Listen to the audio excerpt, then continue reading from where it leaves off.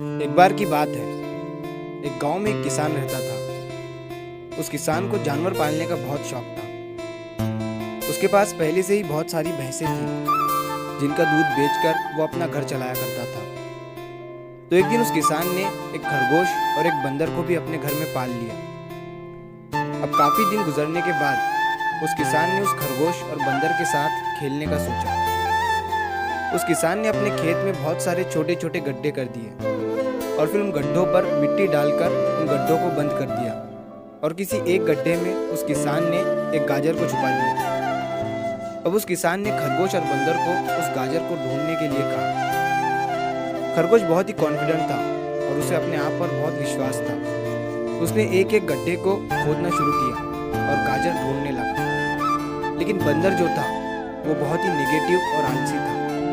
उसने सोचा कि खेत में इतने सारे गड्ढे हैं और वो गाजर किसी एक गड्ढे में है, इतना कौन ढूंढेगा। वो बंदर ये सोचकर एक गड्ढे के ऊपर जाकर सो गया। अब उधर खरगोश अपनी पूरी मेहनत से गाजर ढूंढ रहा था। एक एक करके खरगोश ने सारे गड्ढे देख लिए, लेकिन उसे किसी भी गड्ढे में गाजर नहीं मिली। सिर्फ एक गड्ढा बाकी रह गया था, जिसके ऊपर बंदर सो रहा था। अब खरगोश बंदर के पास जाता है और उसे उस गड्ढे पर से उठने के लिए कहता है।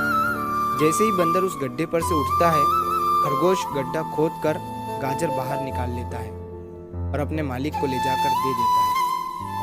बंदर ये देखकर हैरान हो जाता है कि जिस गड्ढे के ऊपर वो इतनी देर से सो रहा था, गाजर उसी के अंदर थी। वो सिर्फ एक बार खोद कर देख लेता तो गाजर उसे मिल जाती और वो मालिक की नज़रों में बड़ा बन जाता। यही सोचकर वो अपने किए पर पछता रहा था।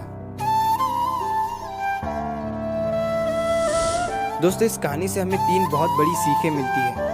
पहली ये है कि हमें कभी भी अपने काम के प्रति नेगेटिव नहीं सोचना चाहिए। जैसे उस बंदर ने सोचा कि इतने सारे गड्ढे हैं और गाजर किस गड्ढे में है पता नहीं। यही सोचकर उसने उस काम को अपने लिए बड़ा बना दिया। और दूसरी सीख हमें इस कहानी से ये मिलती है कि हमें एटलीस्ट कोशिश भी तो करनी चाहिए, क्योंकि हम जब तक कोशिश नहीं करेंगे, किस्मत भी हमारा साथ नहीं देगी।